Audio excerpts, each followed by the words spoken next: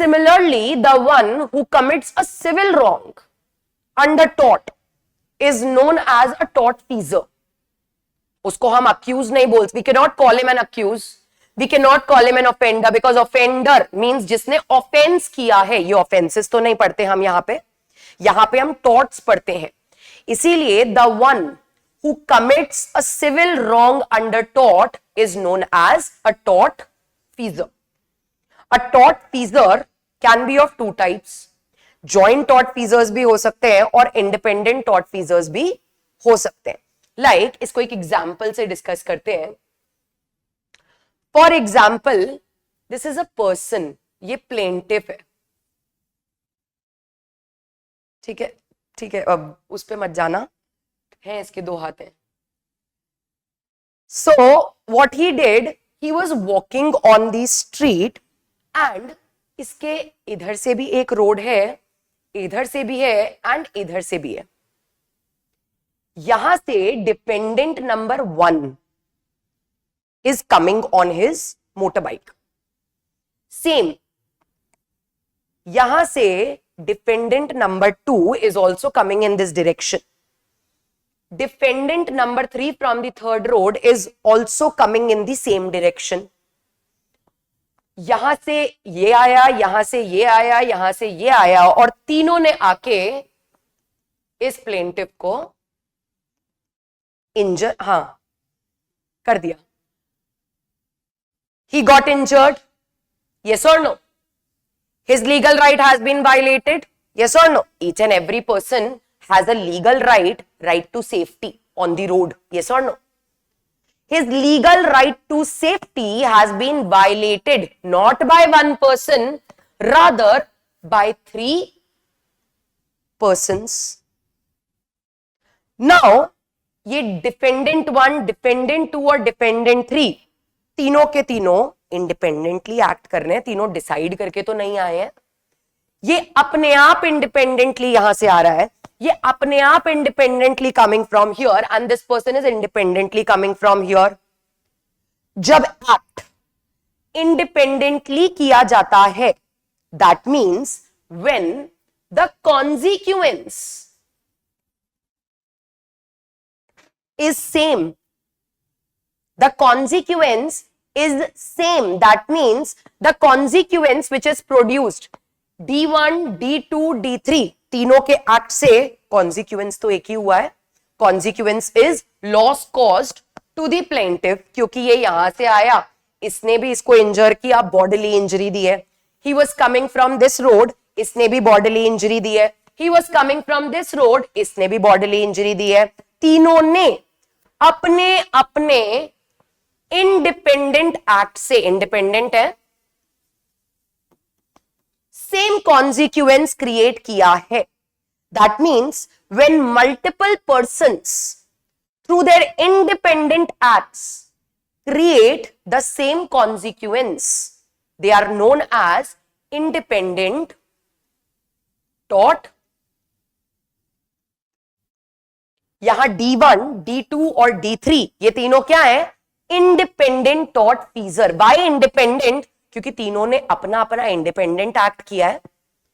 अगर ये combined act होता, फॉर एग्जाम्पल ये प्लेंटिफ है एंड एक ही रोड है, यहां पे D1, D2 एंड D3 तीनों है, तीनों इसी डायरेक्शन में आ रहे हैं, लेकिन तीनों ने मूव करने से पहले डिसाइड किया that we are going to race.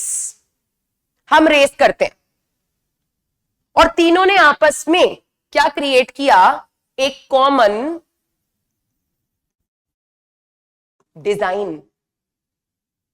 Common design का मतलब होता है अ prior concert. There is a common design between D1, D2 and D3. That means they have agreed upon creating the same consequence. ये तीनों again, all 3 of them इस direction में गए and again they injured the plaintiff. अभी भी consequence वही हुआ है जो यहां पे था. अभी भी consequence D1, D2, D3 तीनों के एक्ट से हुआ है. तीनों एक्ट कर रहे हैं.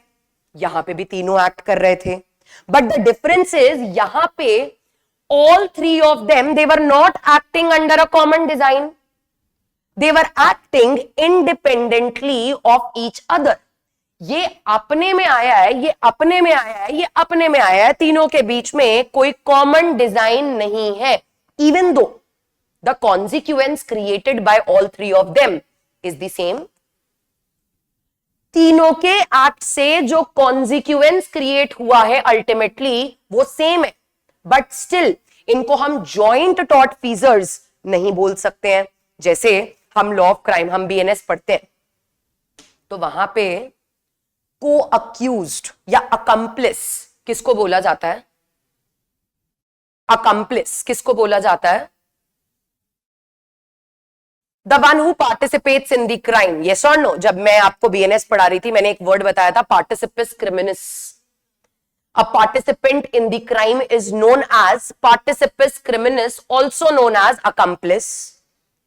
So a person, किसी भी रैंडम, ये जो है ये दूसरे घर में चोरी कर रहा था, ये जो है ये दूसरे घर में चोरी कर रहा था, क्या हम इनको accomplices बोल सकते हैं? No. इन दोनों को हम accomplices कब बोलेंगे? जब दोनों एक दूसरे के साथ मिलके एक ही एक्ट में, एक ही ऑफेंस में पार्टिसिपेट कर रहे थे. यस और नो? यस. सिमिलरली यहां पे भी हम इनको जॉइंट टॉर्ट फीजर्स नहीं बोल सकते, इवन दो मेरे इस वाले एग्जांपल जो मैंने अभी अकम्प्लिस वाला एग्जांपल दिया, इसने भी इस घर में जाके चोरी ही की है, इसने भी इस घर में जाके चोरी ही की है. That means both of them have independently committed theft. The consequence is same. यहां भी थेफ्ट हुआ है, यहां भी थेफ्ट हुआ है, बट क्या वो अकम्प्लिसेस हैं? No. Because they have done their independent acts without any common design. Whenever, भले ही consequence, ultimate consequence और ultimate violation of right, मतलब अगर D1 ने इस plaintiff का right to safety violate किया है, D2 ने भी right to safety he violate किया है, D3 ने भी right to safety he violate किया है. That means they have violated the same legal right. They have done the same wrongful act. They have created the same consequence, but still they cannot be called as joint tort feasors because common design is missing.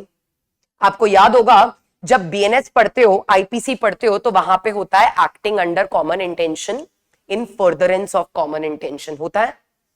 कोई भी random person क्या common intention के लिए liable हो सकता है? No. The one who has agreed upon the same thing in the same sense, वही तो कॉमन इंटेंशन के लिए लाइबल होगा. यस और नो?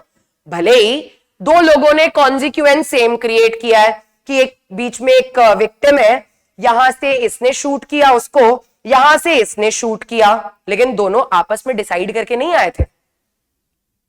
यहां से उसने उसको शूट कर दिया, यहां से उसने शूट किया, क्या दोनों के बीच में कॉमन इंटेंशन है? नो. दोनों अपने अपने act of murder, attempt to murder, culpable homicide, whatever is the consequence, उसके लिए इंडिपेंडेंटली लायबल है. दोनों के बीच में कॉमन इंटेंशन नहीं है. सिमिलरली यहां पे हम उसको कॉमन इंटेंशन तो बोल नहीं सकते. द रीजन इज हम लॉ ऑफ टॉर्ट पढ़ रहे हैं जहां पे mens rea has no role to play. Yes और no? The mens rea, which is known as the malice in fact, is a material in law of tort. इसीलिए यहां पे हम इसके प्रायर कंसर्ट को बोलेंगे कॉमन डिजाइन.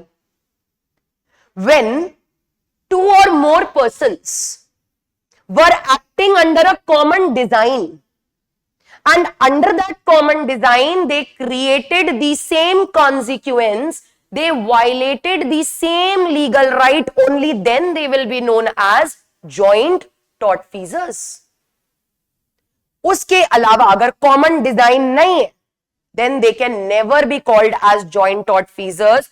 चाहे consequence same हो, चाहे लीगल राइट जो उन्होंने वायलेट किया है, तीनों ने सेम वायलेट किया है, हम स्टिल इनको इंडिपेंडेंट टॉर्टफीजर्स ही बोलेंगे. हम इनको जॉइंट टॉर्टफीजर्स नहीं बोल सकते. But on the other hand same, देखो एग्जाम्पल चेंज कर दिया है. तीनों ने एक्ट सेम किया है. यस. तीनों ने सेम इंजरी कॉज किया है, that mean same consequence cause किया है. यस. तीनों ने इस प्लेंटिफ का सेम लीगल राइट वायलेट किया है, यस, बट स्टिल इन तीनों को अब हम जॉइंट टॉर्टफीजर्स बोलेंगे. Why? Because the most important reason here is they were acting under a common design. क्यों? क्योंकि दे डिसाइडेड टू रेस. समझ आ रहा है? That means whenever two or more persons acting under a common design and under that common design they create the same consequence, then all those persons who were a part of that common design, जो उस common design का part था और उस common design के अंदर जिसने consequence create किया है, वो सब joint tortfeasors हुए. उन्होंने tort तो किया है, तो वो टॉर्ट फीजर तो है, बट क्योंकि कॉमन डिजाइन में किया है तो अब जॉइंट भी हो गए.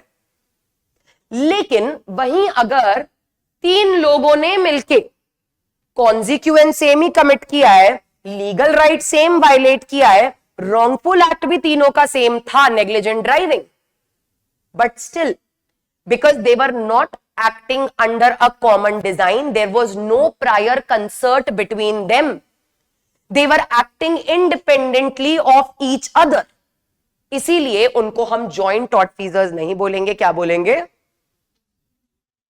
Independent tortfeasors. समझ आ रहा है?